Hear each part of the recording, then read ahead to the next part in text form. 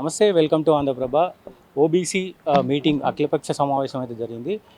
Congress party senior నాయకులు MLC Addanki Dayakar గారు ఉన్నారు. మాట్లాడదాం అన్న. అసలు ఈ ప్రధాన ఉద్దేశం ఏంది? బీసీలకు ఎందుకు సపోర్ట్ చేయాలని చాలామంది అంటున్నారు. సో బీసీల వైపు ఒక ఆయన పెద్ద ఎత్తున చర్చిస్తున్నారు. ఎట్లా చూడవచ్చు? ఈ మొత్తానికి బీసీ బిల్లు పాస్ అయింది మన అసెంబ్లీలో, కానీ బీజేపీ కాంగ్రెస్ ఫుట్బాల్ ఆడుతున్నారనే నినాదం కూడా వినబడుతుంది. ఏం చెప్తారు? ఇప్పుడు చెయ్యలేని వాళ్ళు ఏదైనా మాట్లాడతారు. సో వాళ్ళ గురించి కాకుండా చేసేది ఏమున్నది? బిల్ అయింది, దానికి జీవోస్ రావాలి. అవి స్టిపులేటెడ్ టైంలో ఇనిషియేట్ అవుతాయి, తొందరగానే ఆ జీవోస్ కూడా వస్తాయి. బీసీల పట్ల మా కమిట్మెంట్ను మేము చెప్పే ప్రయత్నం చేసినాం. అది రేపు కేంద్రంలో కూడా షెడ్యూల్ 9లో పెట్టాల్సిన సందర్భం వచ్చినప్పుడు రాహుల్ గాంధీ గారు, మా ప్రతిపక్ష నాయకుడు, ఇటు మా ముఖ్యమంత్రి గారితో పాటు అఖిలపక్షాన్ని కూడా ఢిల్లీకి తీసుకుపోయే ప్రయత్నం చేస్తాం. వాళ్ళు మొండిగా ఉంటే రాష్ట్రంలో అమలయ్యే బీసీలకు సంబంధించిన పథకాలు కానీ, లేకపోతే రిజర్వేషన్స్ కానీ, మేము విద్యా ఉద్యోగ ఉపాధి అవకాశాలే కాదు, స్థానిక సంస్థల ఎన్నికల్లో కూడా కాంగ్రెస్ పార్టీ వాళ్ళకి ఆ మేలు చేస్తుంది. కాంగ్రెస్ పార్టీ పెద్ద ఎత్తున బీజేపీ కోర్టులో ఉంది ప్రజెంట్, మేము ఏం చేయలేమని అంటారు. సో వాళ్ళేమో అసలు రాష్ట్రంలో 2 జీవోలు ఇస్తే సరిపోతుందని వాళ్ళు అంటారు. రాష్ట్రంలో ఇచ్చే అంశంలో రాష్ట్రం చేస్తుంది. ఎట్ ద సేమ్ టైం మనం రిజర్వేషన్లు పెంచుకోవడానికి కేంద్రం అనుమతి కూడా అవసరం. పొలిటికల్ కన్జెషన్ కాదు, ఇది కాన్స్టిట్యూషనల్ అథారిటీ కావాల్సిన సందర్భం. అలాంటప్పుడు చట్టం అయితే చట్టబద్ధంగా తమిళనాడు మాదిరిగానే చేసుకోవచ్చు. తమిళనాడుకి ఇచ్చిన వెసులుబాటే మాకు ఇవ్వమంటున్నాం. సో నిజంగా తెలంగాణలో ఎన్నో రోజుల నుంచి ఒక అగ్రవర్ణాలు అయితే పాలిస్తూ ఉన్నారు. ఈ ఓబీసీలు నిజంగా పాలించే రోజులు రావచ్చు అంటారు. అది భవిష్యత్తులో కావచ్చు, కానీ ఇప్పుడు ఒక అగ్రవర్ణం నాయకుడే పాలిస్తూ ఓబీసీలకు ఇంత పెద్ద మేలు చేసిండు కదా. నేనేమంటున్నా, ఓబీసీలు ఈ రాష్ట్రంలోనే కాదు, పక్క రాష్ట్రాల్లో కూడా, ఇప్పుడు మా సిద్ధరామయ్య గారైనా, ఇటు భూపేష్ బఘేల్ గారైనా, అక్కడ అఖిలేష్ అయ్యింది, ఇట్లా ఎక్కడెక్కడ వచ్చినప్పుడు ఇక్కడ కూడా అవకాశం రాక ఎందుకు పోతుంది?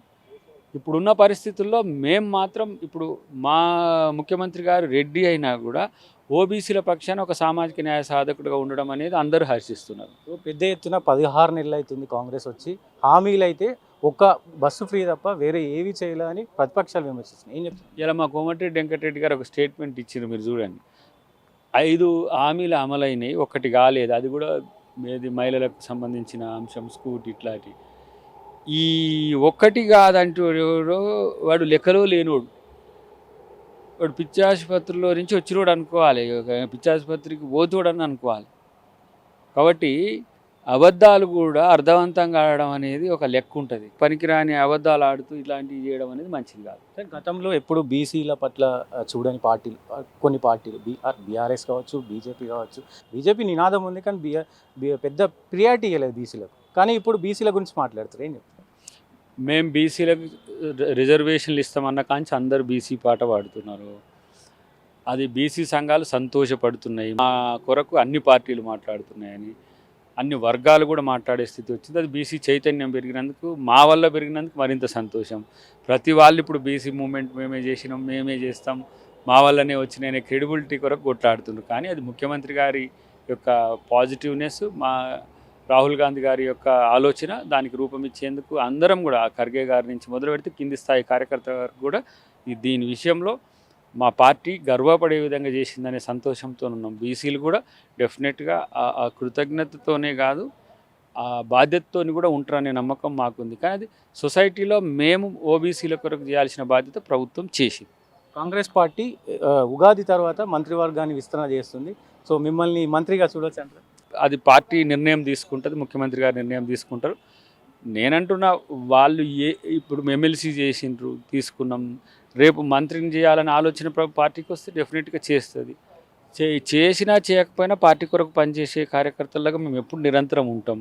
ఇస్తే వద్దంటుండు దయాకర్ అని ఒక ఆయన అంటాడు. మొన్నడానికి ఏమంటారు, ఎమ్మెల్యే ఆయన అడగలేదు, ఎమ్మెల్సీ ఆయన అడగలేదు, ఎంపీ ఆయన అడగలేదు. అవకాశం వస్తే కాదనేది లేదు, ఎలిజిబిలిటీ లేదనేది లేదు.